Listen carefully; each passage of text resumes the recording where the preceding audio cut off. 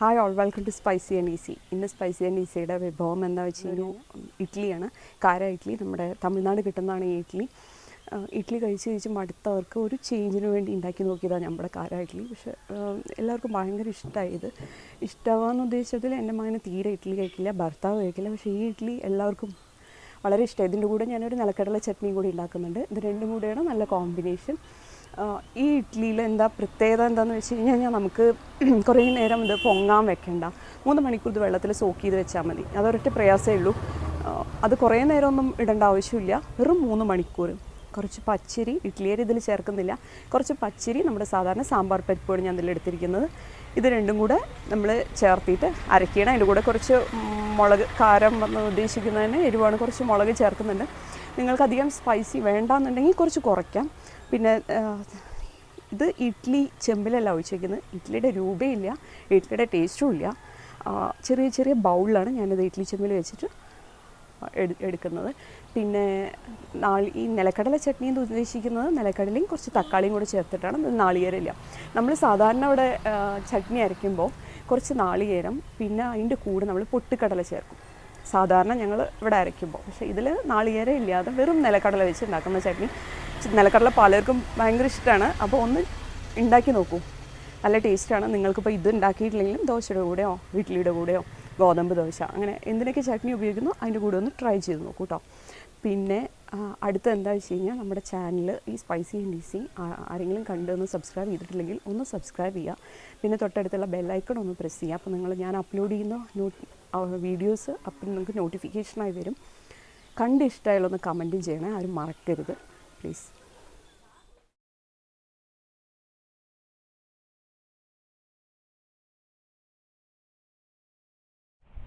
ഒന്നര ഗ്ലാസ് പച്ചരി വെള്ളത്തിലിട്ട് കുതിർത്ത് വെച്ചതാണ്. സാമ്പാർ പരിപ്പ് 1 ഗ്ലാസ് വെള്ളത്തിലിട്ട് കുതിർത്ത് വെച്ചത്. ഇതെല്ലാം 3 മണിക്കൂർ ഞാൻ വെള്ളത്തിലിട്ട് വെച്ചിട്ടുണ്ട്.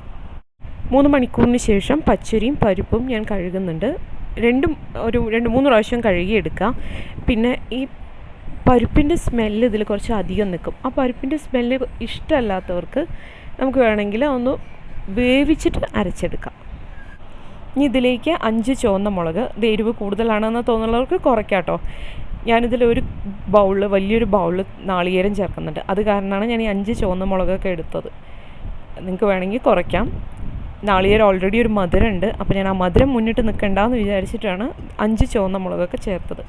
പിന്നെ ഈ നാളികേരം, പരിപ്പ് അത് രണ്ടും കൂടെ മിക്സ് ചെയ്യുമ്പോൾ നല്ലൊരു പ്രത്യേക ടേസ്റ്റാണ്. അത് നിങ്ങൾക്ക് പുളിയും കൂടെ ഇതിൽ വേണമെന്നുണ്ടെങ്കിൽ ഒരു 2 ടീസ്പൂൺ തൈര് ചേർക്കാം. നല്ല പുളിയുള്ള തൈര് ചേർക്കാം. അപ്പോൾ അതിൻ്റെ ഫ്ലേവറേ മാറിക്കിട്ടും. ഈ തൈരും കൂടെ ആകുമ്പോൾ നമ്മൾ ഓൾറെഡി പൊങ്ങാൻ വെക്കാത്തത് കാരണം നിങ്ങൾക്ക് വേണമെങ്കിൽ തൈര് ചേർക്കാവുന്നതാണ്. അങ്ങനെ ഒന്ന് ആഡ് ചെയ്ത് നോക്കൂ. ഞാൻ ഇവിടെ എന്തായാലും തൈര് ചേർക്കുന്നില്ല. ഇതിൽ വെറും വെള്ളത്തിൽ ഉപ്പിട്ടിട്ടുള്ളതാണ് ഞാൻ ചേർക്കുന്നത്. കുറച്ച് വെള്ളത്തിൽ ഞാൻ 1 ടീസ്പൂണോളം ഉപ്പിട്ടിട്ടുണ്ട്. എന്നിട്ട് അതാണ് ചേർക്കുന്നത്.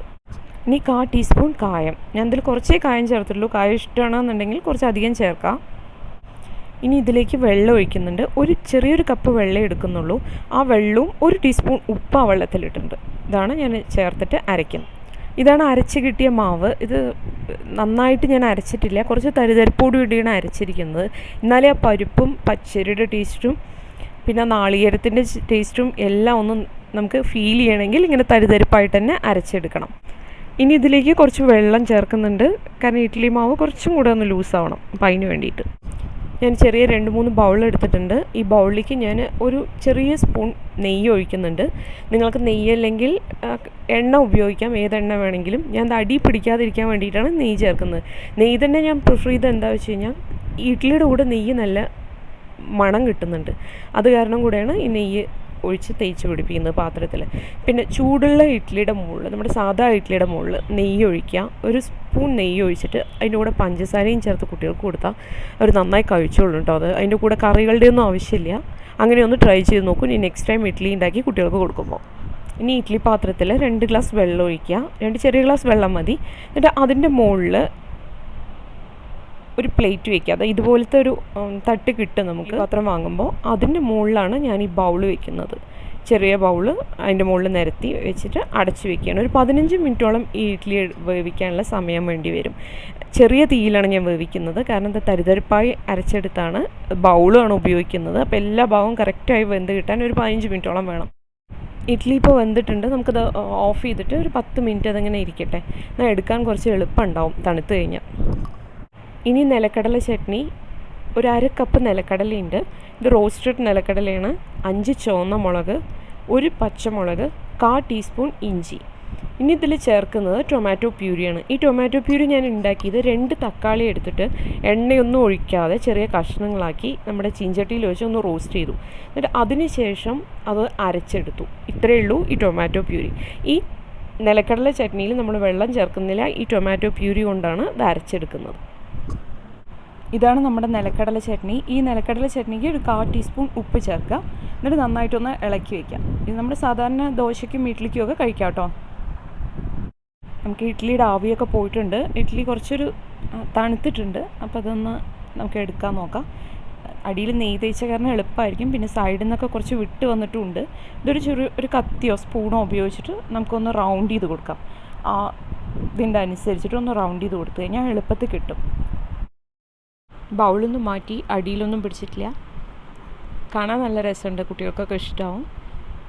ഒന്ന് ട്രൈ ചെയ്ത് നോക്കൂ. എൻ്റെ ചാനൽ സബ്സ്ക്രൈബ് ചെയ്യാത്തവർ ഒന്ന് സബ്സ്ക്രൈബ് ചെയ്യാം. Okay, by.